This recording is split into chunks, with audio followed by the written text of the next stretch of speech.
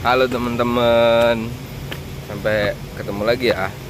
Karena kali ini saya mau bahas di kompos nih. Karena di beberapa video saya membahas prosesnya, terus bagaimana itu sawit bisa jadi CPO, bagaimana pengolahannya di setiap stasiun. Nah kali ini saya udah di stasiun kompos. Jadi tandan kosongnya itu dikelola lagi, terus disiram lagi pakai air fatitnya gitu kan, yang dimanfaatkan lagi, ditambah zat-zat lagi. Karena kan memang walaupun secara alami itu bagus, masih tetap ada tambahan zat-zat natrium, fosfor, dan kalium itu maksud saya nitrogen, masih ada tambahannya lagi karena tumbuhan membutuhkan itu gitu. Jadi nantikan video ini tayang di YouTube saya. Terima kasih.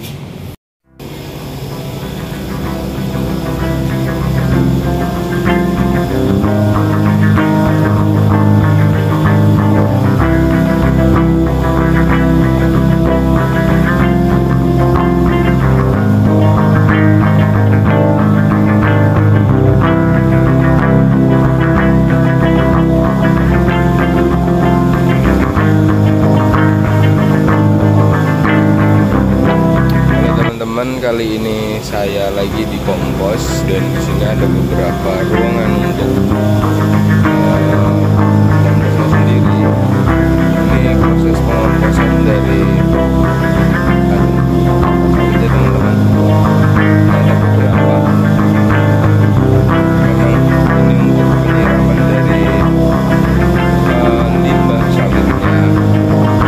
Ini mungkin udah siap diambil lagi dan dibawa ke kebun untuk sebagai pupuk kompos alami. Mungkin di sini ada penambahan beberapa zat karena dari limbah sawit sudah natrium, fosfor, dan kalium, yang dimana fungsi dari zat ini adalah untuk mempercepat pertumbuhan dari tanaman, yaitu untuk fotosintesisnya, untuk buahnya, untuk akar, ini adalah kompos alami yang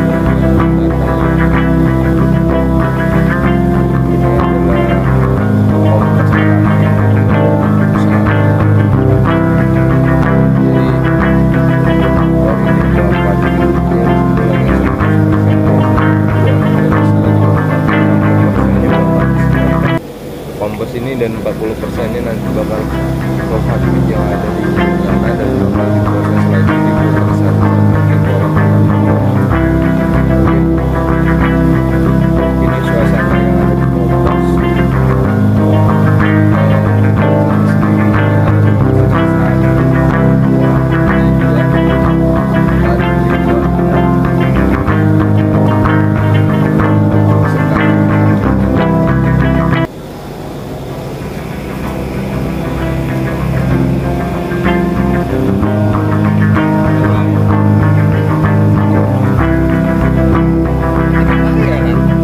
Maaf ya guys, memang bau kali cuk, aku muntah Gitu.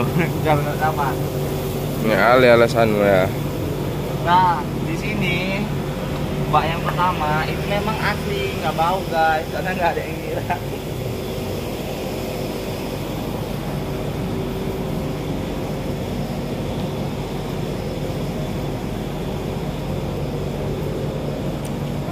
Ini buah ini bisa dimakan nggak? Bisa. Asal. Dan ini adalah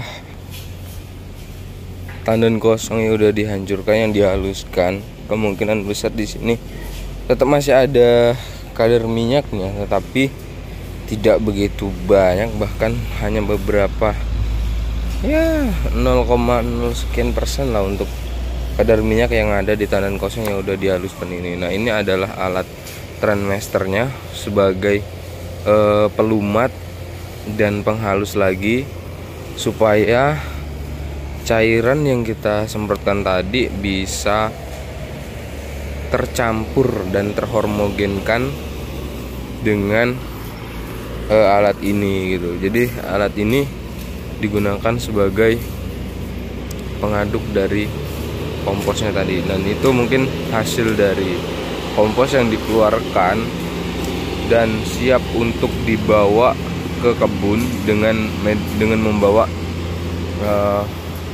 welder gitu kan, sehingga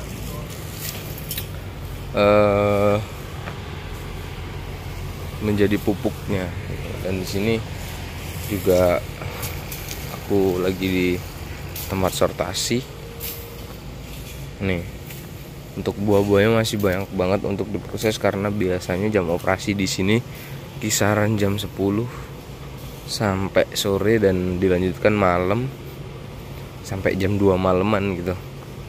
Ini buah-buah yang restan, aku juga kurang tahu ini untuk buah restan ini entah memang dari kemarin atau tadi malam juga ada mobil truk yang membawa buah ini. Tapi biasanya ini ada buah restannya juga dari kemarin, karena pabrik mengolahnya hanya beberapa aja gitu. Dan ini contoh-contoh buah yang bakal diproduksi. Oke, kita masuk ke kompos kan? ya, Bang. Kompos itu abang orang pertanian, apa itu kompos? Kita harus tahu apa itu kompos supaya kita bisa berkelanjutan kan gitu kan. Kalau kita nggak tahu kompos, gimana kita mempelajari kompos itu sendiri? Ada yang tahu kompos? Izin Pak, untuk kompos sendiri adalah bahan-bahan yang berasal dari tumbuhan tanaman yang bisa didaur ulang menjadi perkembangan dari tumbuhan yang mengandung NPK, nitrogen, fosfor, dan kalium, sehingga dapat mempercepat tumbuhan. Karena dari fungsi-fungsi dari NPK itu bisa, yang pertama mempercepat fotosintesis, yang kedua mempercepat pertumbuhan batang, akar, daun, terus dan untuk menjaga metabolismenya biar nggak rusak. Itu terlampau jauh kali Bang. Itu sudah pupuk kompos, kita bahasa kompos masih. Nah beda, jangan disamakan pupuk kompos sama kompos. Oke. Pupuk kompos sama, tidak sama pisang goreng sama goreng pisang. Oke?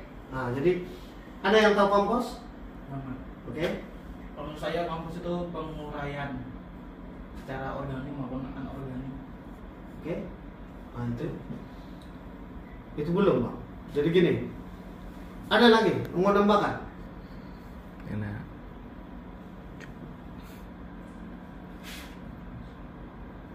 Yang paling utama kompos itu adalah sisa-sisa. Oke? Sisa-sisa itu kompos.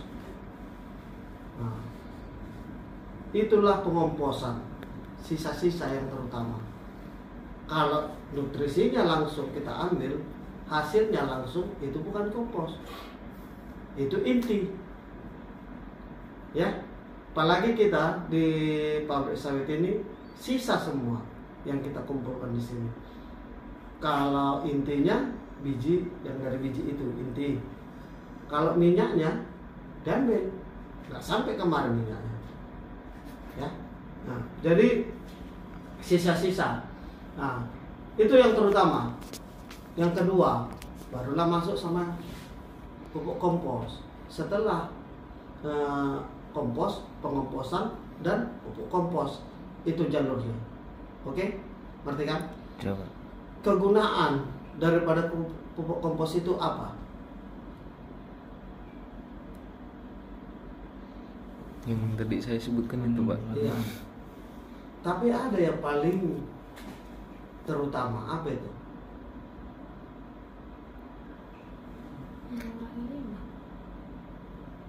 Yang lain?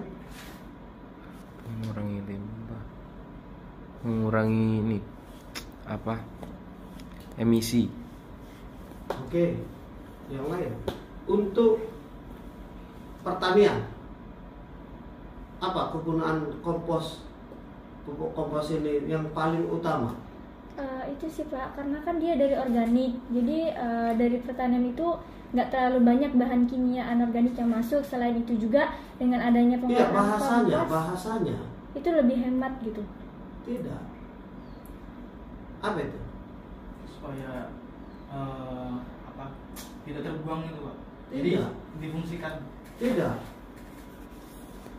Apa itu? Ada yang tahu? Mengembalikan unsur hara tanah, itu yang terutama. Memang betul, supaya tidak. Jadi selama ini pupuk-pupuk kimia, unsur hara tanah itu mati. Dikembalikanlah, digemburkan lagi dia pakai kompos. Oke? Nah, itu yang untuk pertanian yang terutama. Oke. Jadi di kompos kita ini ada beberapa bahan baku. Yang pertama fiber, ya. Yang kedua solid. Yang ketiga abu. Yang keempat apa itu Bang? Kompos. Kompos itu tadi fiber. Fiber, abu, solid, sama air dari fatfit itu Pak. Iya betul. Pome. Nah, itulah bahan bakunya. Nah, jadi semua dicampur. Kalau karena kompos kita ini dari kita untuk kita sendiri hanya ditimbang, tidak mempunyai syarat berapa ton ini, berapa ton ini, berapa ton ini, tidak malah. Berapa yang diproduksi oleh pabrik itu sendiri, itulah yang dikumpulkan di kompos ini, dibakar. Oke, berarti kan? Nah, pertanyaan. Orang apa udah pernah ke pabrik kan? Udah tahu kayak mana fiber atau jangan kosong itu? Sudah Pak. Udah. Solid? Udah. Sudah. Abu? Sudah. Abu yang pembuangan dari boiler itu. Sisa dari boiler. Iya, sisa dari boiler. Tapi abu halus ya. Iya. Jangan yang kasar yang macam batu-batu itu. Sumbat lah di sini nanti. Jadi apa yang paling besar dihasilkan jangan kosong? Maksudnya Pak? Unsur apa? Dari yang tadi disebutin tuh Pak. Hah? Dari yang tadi disebutin kan? Jangan kosongnya. Tanah. Unsur apa yang paling banyak yang mau kita ambil dari situ? Yang kayak unsur haranya gitu. Hah? Unsur haranya itu. Iya. Contoh. Nah, mau kalian bilang nutrisinya N-nya yang tinggi. Nah, Ya, NPK-nya kamu. apa yang paling besar yang mau kita ambil dari situ? Tapi kurang tahu sih soalnya nggak terlalu paham. Oh. Lebih fit Karena pomenya kalian aku. kan- Kenapa saya Belum bawa ke pernah. situ? Karena kalian bilang kalian orang kimianya kan gitu kan. Ya. Nah, makanya saya bawa ranahnya ke sana gitu. Iya Pak. Nah, jadi apa yang besar dari yang mau kita ambil? Kena kan prinsipnya gini, kita ambil itu karena ada unsur Iya Pak. yang mau kita ambil dari situ. Yang mana yang besar gitu kan. Contoh, limbah cair itu apa paling besar di situ? Unsur N. Nutrisinya besar di situ N-nya. Baru dari abu itu apa yang besar? Unsur K. Iya. Apanya? Jangan kosongnya apa? Yang fosfornya Pak. Paling besar juga K-nya di situ. Kan lebih besar di situ. Makanya kalau di kebun-kebun lain itu dibakar itu. Dibakar jadi abu, K-nya lebih besar. Kalau dibakar dia makin lebih besar. Cuman di Indonesia ini pembakaran sudah tidak boleh. Kan gitu kan? Nah, baru yang kedua. Apa gunanya? Ini kan dinaungi PBB. Apa yang besar untuk PBB, untuk masyarakat kompos ini? Keuntungan apa? Karena tadi yang Bapak bilang bahwasannya untuk mengembalikan unsur hara gitu. Jadi kan Itu untuk banyak pertanian, Bang. Itu kan untuk kebun itu sendiri. Kalau untuk masyarakat, untuk dunia, apa yang penting ini? Karena saya bilang tadi, ini dinaungi PBB. Langsung PBB yang turun tangan kemarin. Sekali 5 tahun kami diperiksa PBB dan dibayar. Ini dibayar PBB. Kompos ini. emisi gas rumah kaca. Iya, mengurangi. Makanya PBB itu bayar ke Shopee. Ada sistem kreditnya. Makanya dibuat karbon kredit judulnya. Nah, itu ke situ. Oke? Jadi prosesnya sekarang ya. Ya, Pak. Udah kan? Kalian udah paham ke situ kan? Oke? Prosesnya setiap ada bahan baku dimasukkan ke bangker 1. Dari bangker 1 setelah terkumpul 350 sampai 400 ton baru dipindahkan ke bangker yang kosong dengan menggunakan alat tremaster namanya, itu ada di depan, sama mengangkutnya namanya well loader. Dituanglah, baru disusun pakai tremaster tadi. Pada saat setinggi 4 meter ke atas dia disiram pakai pome, itu namanya BFM, bunker filter mesin. Oke? Setelah selesai 4 jam kemudian itu kita siram. Oke? Setelah selesai pemindahan tadi, kita tancap sensor. Ada sensor. Sensornya di sini 2 sensor temperatur, 2 sensor oksigen.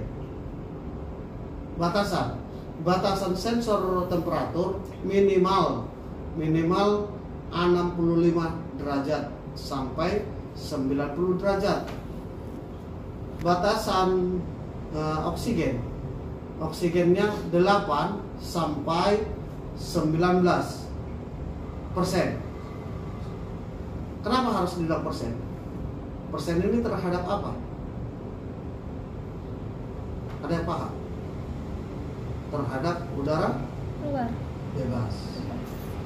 Oke? Jadi kenapa harus ada batasannya tadi? Range 8 sampai 19, baru 65 sampai 90. Kenapa? Karena kita buat ada bakteri di dalam. Apa nama bakterinya? Ada yang paham? Ada yang tahu?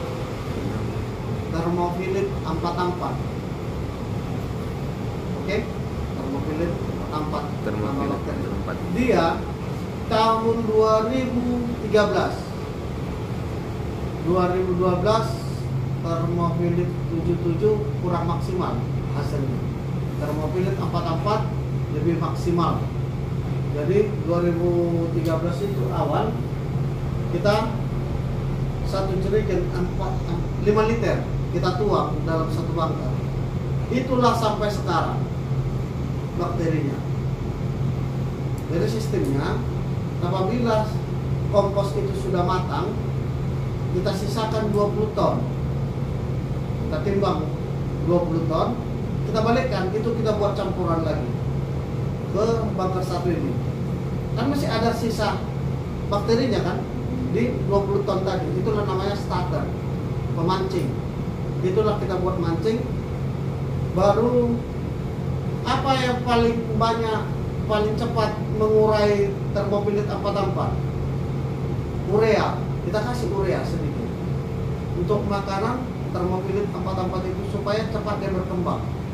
Makanya cepat jadi kompos kita. Kalau di kebun-kebun lain di atas 50 hari. Kalau kita 38 sudah jadi komposnya. Nah, karena kita kasih memang pancingan urea tadi supaya membuai cepat berkembangnya bakterinya tadi.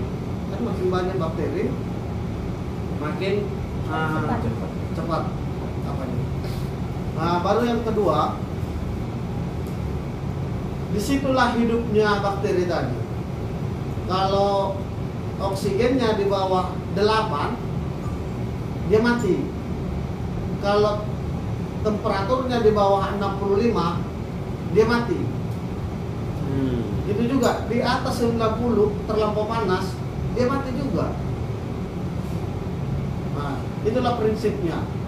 Baru pemindahan, setelah tadi kita pindahkan dari bunker 1 ke bunker yang kosong, contoh kita katakan ke bunker 2. Setelah itu 7 hari dia kita pindahkan lagi dengan pekerjaan yang sama. Tadi kita katakan pindahnya pakai cremaster, ngangkatnya pakai drone, kayak gitu juga sistemnya. Sampai 5 kali pindah. Setelah 5 kali pindah, udah berapa umurnya Bang? 35 sampai 42 hari. Sudah kita harus kirim ke lapangan. Begitulah prinsip kompos. Ada pertanyaan? Untuk konsumsi dari setiap lorong itu berapa ton, Pak? Dan pabrik itu cukup berapa hari untuk mencukupi satu tempat itu? Tadi sudah saya bilang, kalau untuk kapasitasnya 350 sampai 400 ton. Berapa hari tergantung buah. Terkadang kita buatlah rata-rata, kan begitu kan? Ya, Pak. Rata-ratanya 7 sampai 10 hari supaya dapat 350 sampai 400 ton. 7 sampai 10 hari.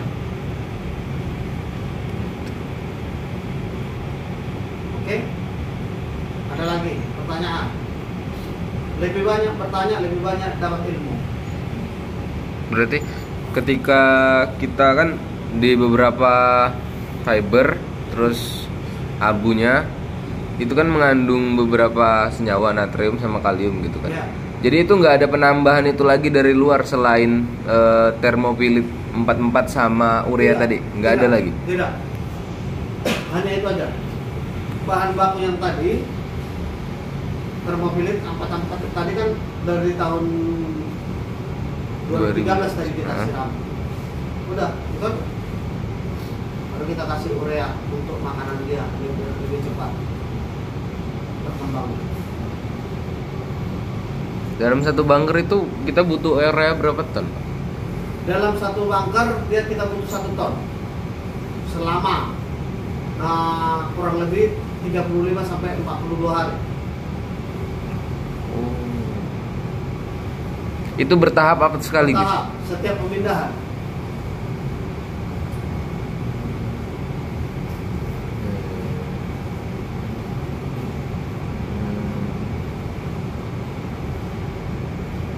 Sistemnya, Ya.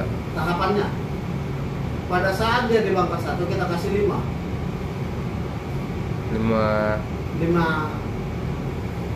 berarti 250 kilo. ya. Kita bunker. Satu gun itu 50 kan? Itu aja kilo gitu ya. Pada saat pemindahan pertama kita kasih 4, pindah kedua kasih 3, pindah ketiga kasih 3, pindah keempat kasih 3, pindah kelima kasih 2. Pas. 1 ton. Menurut saya pas. Pas. 20 saat itu. 21. Pak, untuk kondisi dari bahan-bahan yang kita campurin tadi dari setiap bunker yang bakal kita pindahin itu, apa yang terjadi di sana, Pak? Dari bau, warna hingga bentuk, apa yang terjadi di setiap bunker, di setiap tahap kan nanti bakal ditambah urea sekian terus pindah lagi. Itu pasti ada perubahan. Apa yang terjadi, Pak? Nah, perubahannya ya itu tadi yang kamu bilang itu, baunya, baru warnanya, strukturnya, makin lembut dia, tidak keras lagi. Kalau kita ambil jangan kosong dari sana, mau kecucuk tangan kita kan, karena keras kan, kuncing-kuncing. Kalau sudah jadi kompos tidak lagi. Pegang komposnya langsung kecil gini, kalau pegang lembutannya makin lembut dia. Itulah kompos yang jadi bau semakin dekat dengan bau tanah. Kalau orang pertanian ilmu tanah pasti tahu. Dan orang kimia juga seharusnya harus tahu kan. Cocok? Iya, Pak. Yang menyengat itu masih proses.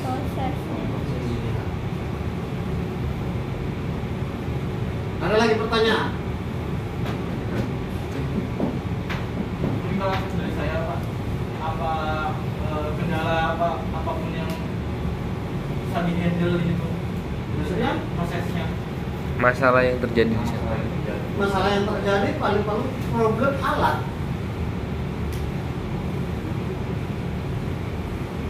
Kalau proses komposnya tidak ada yang gampang. Contoh apa sih yang susah? Kalau udah contoh kita buat situ kompos, ya kita tinggal siram. Tapi kalau contoh itu kan karena kita siram pakai pome, kan gitu. Alatnya rusak, dia nggak tersiram. Hanya itu aja Bang. Kita tahu dari sini berapa temperatur, berapa oksigen. Tahu kita.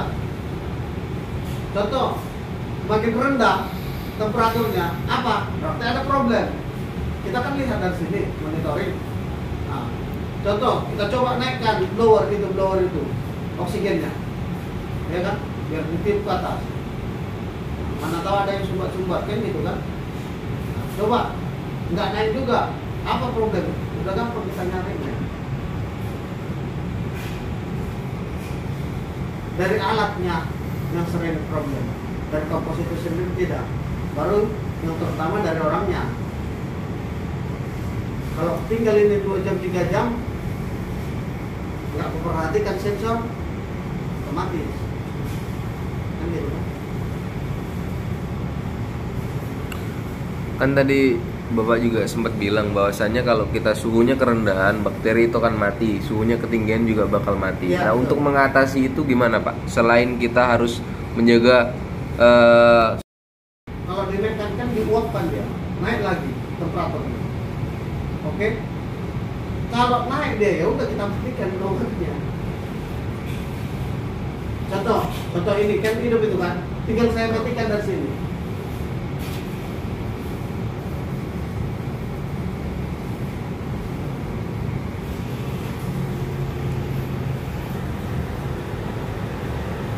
Mati kan?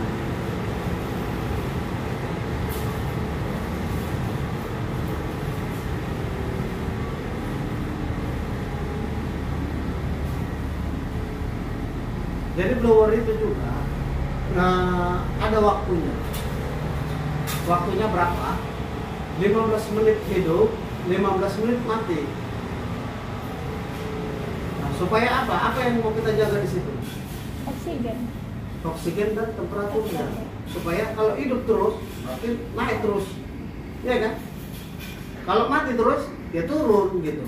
Makanya 15 menit hidup, 15 menit mati. Makanya grafiknya main gini.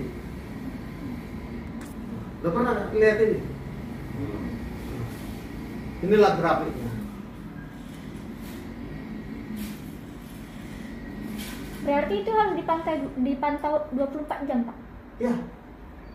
Makanya ini tidak pernah mati. 24 jam hidup. Inilah dia temperatur. Ini temperatur. Inilah aerasi. Aerasi. Itulah blower tadi.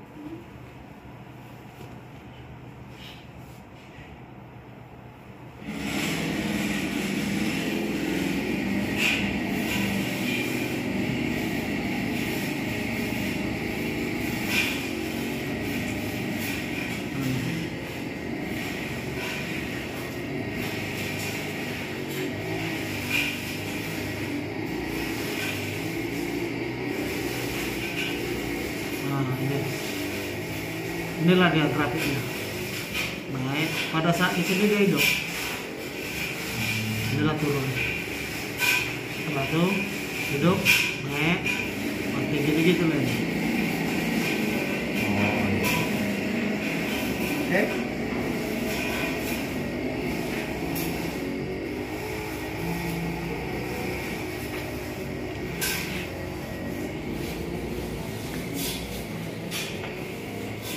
Kenapa ada kayak gini nih? Ini pada saat kosong. Berarti emang Mati. lagi- Kalau mati kayak mana? Ya turun, temperaturnya pun turun kan. Tapi kalau pada saat kita hidup kan naik dia. Berarti yang merah ini garis batasnya ya Pak? Ya,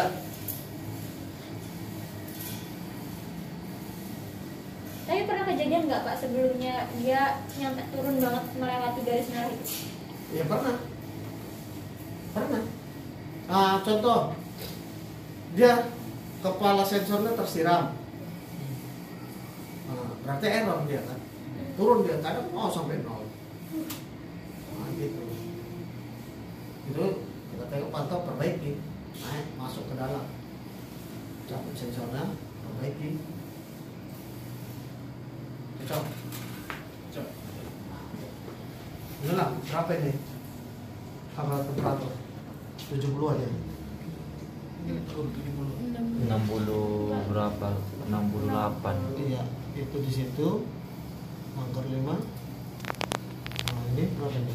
75 lebih. 71. 76. Ya, 76. Ini kenapa sampai kayak gini nih panjang? Ini Enggak. mati dia aplikasi ke lapangan. Nah, baru kita isi lagi semalam, baru hidup, naiklah temperaturnya. Begitulah selanjutnya.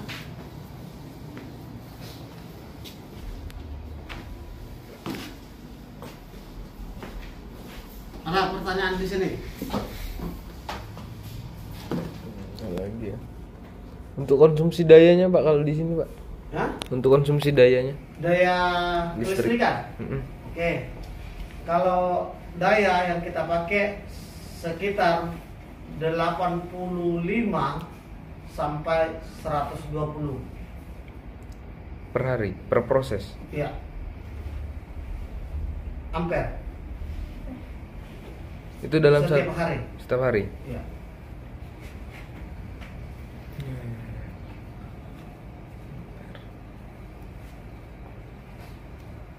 Sedikit kan? Berapa persennya Pak dari sini biasanya? Konsumsi dari seluruh kan pasti kan dibagi-bagi kan antara untuk proses di CPO terus Oh, karena itu bukan urusan ya itu, maksudnya Pak. bukan di sini loh. Yang di sini Ya, tuh berapa yang persen? Di sini yang saya bilang. Iya, berapa Itulah. persen? 85 sampai 120 apa ampere setiap harinya. Terkecuali hari Minggu, hari libur. Kalau libur kita tidak ada proses trimester. Kan gitu. Stoknya. Nah, trimester itu yang banyak memakan ampere. Karena besar.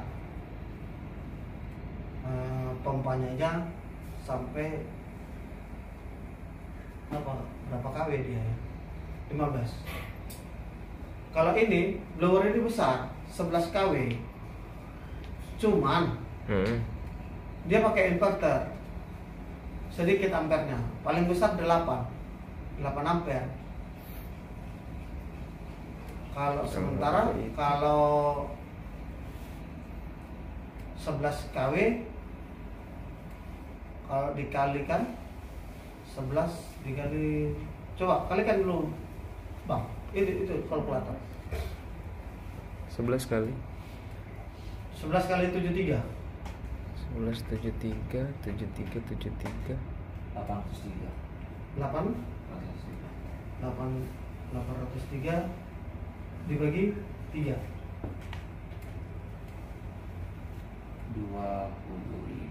25 ampere ya kan? Seharusnya setiap blower dia, kita blower ada berapa? 6 6 bunker kan seharusnya dia 25 ampere setiap hidup. Nah, kita katakanlah 3 udah 75 ampere. Sementara tadi kita katakan 80 sampai 120, itu masih itu. Belum pompa return, belum pompa fat pit, belum lagi lampu, belum lagi ini semua. Kan gitu. Nah, tapi karena pakai inverter dia jadi sedikit. Itu prinsipnya. Oke? Ngerti kan? Ya Pak. Oke lah, kita masuk ke listrikan sedikit nggak apa-apa. Saya siap. Selagi saya paham, saya kasih. Gitu. Saya prinsipnya begitu. Pak, untuk lokasi satu bunker tuh berapa kali berapa Pak? Untuk bunker 1 dia 6 dikali 30. 6 kali 30 meter. 6 ke sana lebarnya 6 meter. Ke depan 30. Bunker 2 sampai bunker 6 dikali 24. Oh, lebih pendek ya Pak? Ya, makanya kan dia bunker 1 ini agak ke depan kan? Satu. Yang lain kan 24 meter, yang dia 30. Karena apa? Pada saat pengumpulan kita di bunker 1 itu kan belum ada susutnya. Tadi saya katakan 300 sampai 350 sampai 400 ton. Dia kan baru, belum banyak disiram, prosesnya pun belum. Tetapi setelah dia kepindahkan ke bunker yang lain, makanya semakin besar umurnya dia semakin pendek, makin sedikit nampaknya, karena ada susut. Ya so pasti susut kan, karena sudah makin jadi dia kan, makin lembut, tak keras. Itulah prinsipnya. Ada lagi yang mau ditanya? Ya. Banyak bertanya, banyak. Oh ya Pak, kan tadi kan waktunya itu kan waktu jadi komposnya itu kan 30 hari. 35 sampai 42. Nah, kira-kira kalau dibawa dari 35 sampai 42 itu siap nggak gitu Pak? Udah siap untuk didistribusikan atau memang harus dalam range 35 sampai 42 hari gitu? Iya, kita mesti patokan ke situ, Bang. Karena prinsipnya 5 kali pindah. Otomatis belum jumpa umurnya gitu. Iya kan? Ya, di zaman sekarang aja anak sekolah SMA dia karena pintarnya kelas 1 bisa jadi langsung naik kelas 2 jadi langsung naik kelas 3. Ada kalian lihat itu? Ya, akselerasinya. Iya, keponakan saya kayak gitu di Jakarta sekarang. Kelas 2 dia langsung mengikuti ujian, lulus. Juara umum. Kelas 2 boleh mengikuti ujian akhir. Ternyata di ujian akhir itu nilai dia juga lebih tinggi daripada yang kelas 3 gitu. Dia lulus. Jadi perusahaan-perusahaan sama universitas-universitas yang besar sekarang di Jakarta minta dia gitu.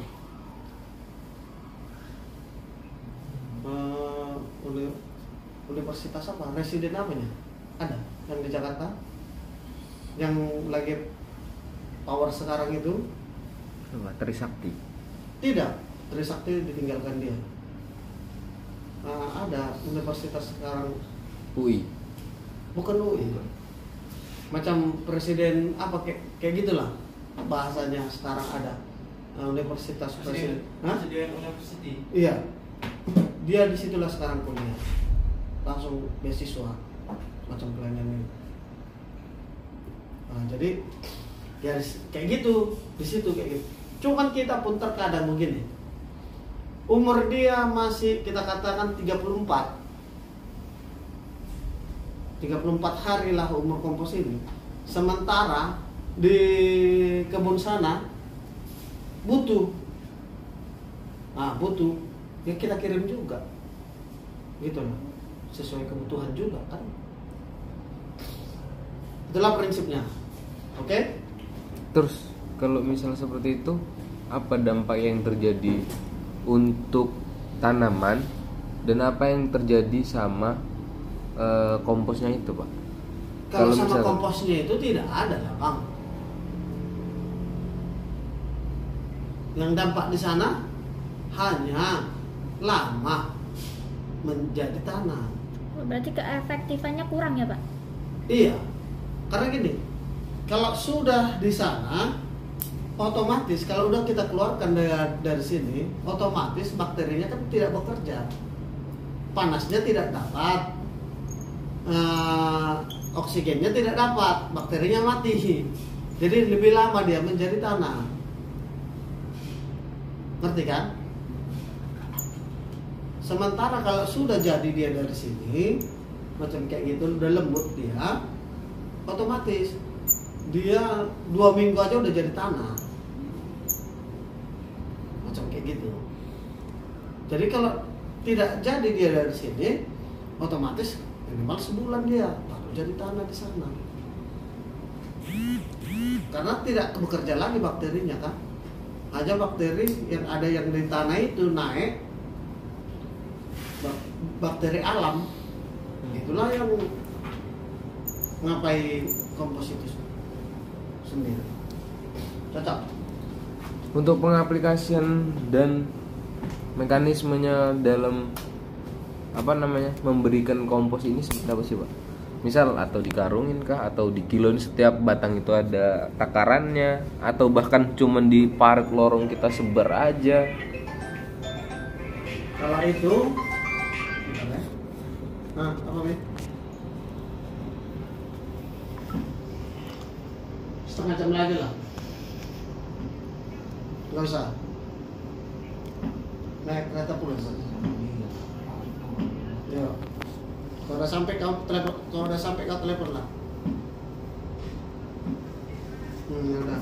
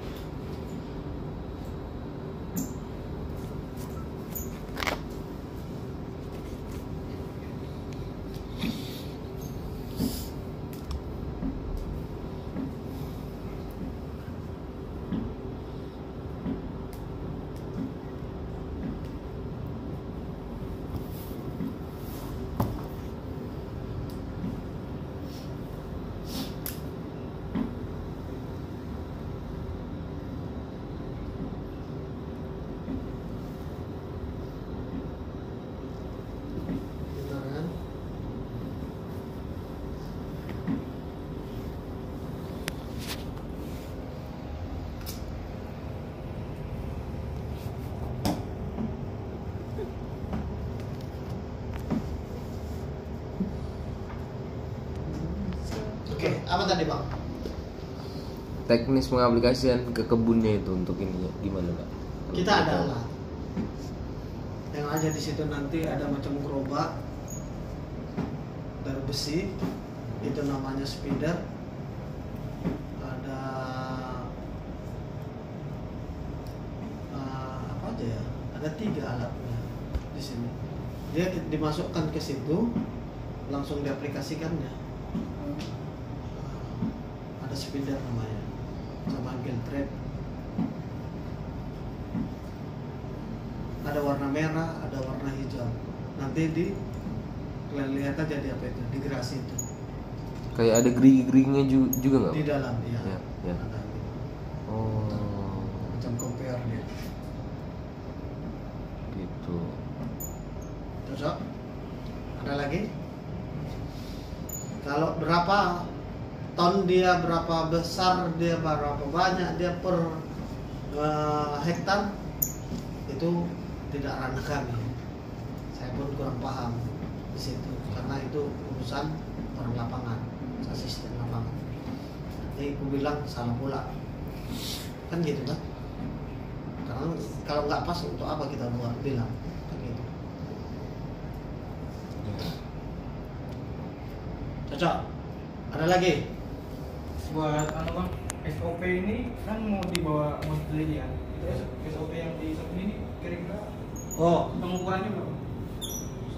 ukurannya. Standar. Standarnya itu orang lab. Cuman kita hanya kasih surat pengiriman kayak gini.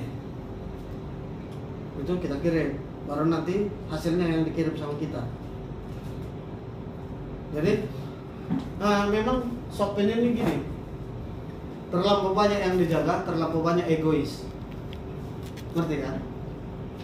Saya tidak mau mencampuri urusan lab. Egoisnya orang lab tidak mau kalau kita ikut campur. Ngerti? Paham gitu kan? Saya tidak mau mengurusi orang lab. Orang lab tidak mau ikut campur kita. Karena apa? Kalau saya tahu nanti jadi saya yang kerja semua, mereka tidak punya kerjaan. Macam gitu nah. Jadi di Shopee ini kan masih ada zaman Belandanya, ngerti kan? Karena yang punya pertama Belanda kan, baru masuk sekarang ke Belgia kan, gitu. Sistemnya apa? Apa yang diturunkan mereka? Ya itu tadi, sifat provokator. Saya bilang sini, saya bilang sini, nggak cocok. Saya bos, lebih saya gampang mengaturnya kan. Mana saya yang tidak suka, mana mereka yang tidak suka sama saya tahu dari dia atau dari dia. Oh, Maksudnya kan gitu. saling. Nah, jadi sistemnya gini. Saya dekat sama dia, tapi saya pura-pura berantem sama dia. Udah, datanglah dia. Udah yuk kita hajar aja dia. Kan gitu kan. Datang dia, Pak, udah kita buang aja dia katanya kan. Saya tahu, saya panggil dia. Apa dia bilang si Anu? Pasti dibilang dia kan. Apa dia bilang dia? Pasti dibilang dia kan. Saya tahu sifatnya jadi bagaimana. Itu sifat atasan. Kalian juga bisa mempergunakan itu nanti kalau jadi atasan. Kenapa saya bilang gitu? Kita tidak tahu sifat-sifat manusia. Ya, kita nggak tahu sifat-sifat manusia. Di depan mata kita dia kawan, di belakang kita dia musuh. Tapi kalau dibuat kayak gitu, pasti ketahuan. Kawan atau musuh dia di belakang kita, otomatis. Itu ilmu itu. Jadi saya waktu di Aceh, ya kayak gitu. Berantem saya sama bos. Saya ambil aspak, mau aspak dia. Ternyata banyak yang bawa martil lah, yang apalah. Ayo kita hajar. Datang yang apa ke bos itu, datang. Bahkan yang datang sama saya, datang juga ke bos. Enak kali dia, udah enak kerjanya, gak capek, ngelawan pula Pak. Buang aja kenapa gitu. Ternyata bos manggil saya ke rumah. Hati-hati kau sama siapa, hati-hati kau sama siapa. Mereka juga datang. Otomatis saya juga. Kan gitu kan? Iya Pak, Bapak juga hati-hati sama siapa, hati-hati sama siapa. Jadi terbuka enggak? Jadi kita tahu mana kawan, mana lawan. Mana yang mau harus kita jaga.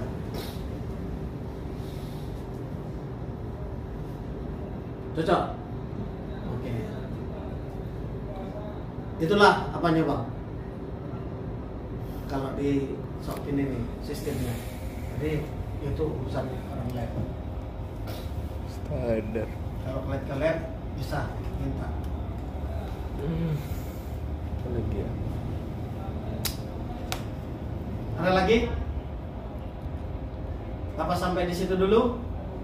Nanti kalau kalian pikirkan, kalian tengok, ada yang mau kalian tanya, catat dulu. Nah, jadi sistemnya sama saya, kalau jumpa kayak gini, satu orang minimal lah 10 pertanyaan.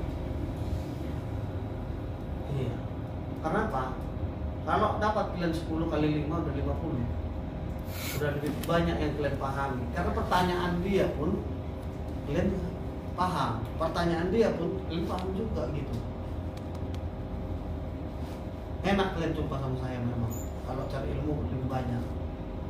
Oke, baru yang kedua, bolehlah saya kasih masukan, tidak hanya di kompos kalian tanya. Mudah-mudahan yang di pabrik sana pun saya bisa paham. Cuman tidak 100%. Saya tidak pernah kerja di pabrik sistemnya itu.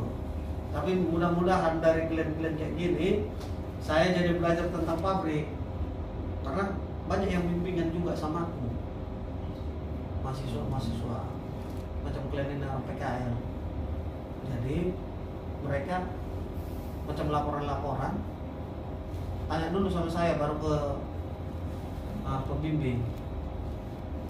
Jadi otomatis malu aku nanti kalau nggak pahami. Prinsipnya gitu kan. Ya, Pak. Yang kedua, di mana aku malu? Orang di luar sana yang tahu saya itu kerja di pabrik, bukan hanya ilmu kompos. Tibalah ditanya, mana lu? Kayak mana kayak ini kayak gini? Saya nggak paham. Malu kan lihat bukan? Kawan ini kerja di pabrik tapi nggak tahu apa-apa kan gitu. Bagus saya pelajari. Nggak bisa 100%, ya 50% itulah prinsipnya. Tapi mudah-mudahan lebih dari 50% saya masih paham tentang pabrik itu, pengolahan. Bisa kalian tanya nanti. Kalaupun tidak, saya mau tanya sama kalian. Karena gitu, itunya ilmu itu prinsipnya timbal balik. Kalian bertanya sama saya, selagi saya paham, kalian dapat ilmu. Saya bertanya sama kalian, walaupun saya paham, tapi lebih banyak kalian paham, saya juga dapat ilmu. Betul nggak? Iya kan? Kan timbal balik kan? Dimana saya, kadang kan segini, saya tidak paham, tapi saya tanya kalian, pura-pura paham saya. Padahal saya cari ilmu sama kalian. Betul? Banyak kayak gitu kan. Atasan ini potong kuping gue ini kalau paham tentang kompos ini 100%. Ya. Udah bos-bos orang Pak Rede, Pak Hendra tidak akan berani mengatakan mereka paham 50% tentang kompos. Tapi saya berani mengatakan 99% paham tentang kompos. Makanya kalau ada tamu dari luar, mereka harus di sini duduk bersama. Saya terangkan begini, macam sama klien ini. Mereka banyak-banyak bertanya. Baru besok datang tamu, mereka di depan, saya di sampingnya. Kalau ditanya begini, saya dekatkan. Ini Pak, udah. Mereka menyampaikan seolah-olah mereka lah masternya di kampus. Oke, saya mau keluar dulu sebentar. Maklumlah, ini tadi udah telepon, suruh sarapan. Oke, jadi kalian saya kasih waktu sampai jam 10 ngerjakan jurnal ini. Setelah itu yang cewek tolong dibersihkan kantor kita ini, yang cowok tolong dibersihkan depan ini ya. Lihat sapu ya. Oke? Ya, Pak. Ya. Siap. Baru nanti kita jumpa. Kalian juga yang cowok, kalian tengok apa yang kalian bisa kalian lihat, tapi jangan dipegang ya. Boleh dilihat, tapi jangan disentuh. Baru yang kedua, apa yang kalian lihat, perhatikan, lihat prosesnya, bagaimana, apa bentuknya, nanti tanyakan sama saya kalau tidak paham. Oke? Coba. Kalian juga, kalau ada pun kalian tengok di sini, bolehlah kalian sentuh. Kalau di sininya nggak kontak, nggak apa. Kalau ada yang apa, ya kalian tanya nanti ya. Oke? Minta nomor Bapak, Pak. Boleh. 0853 5952 2123. Ya, Manado.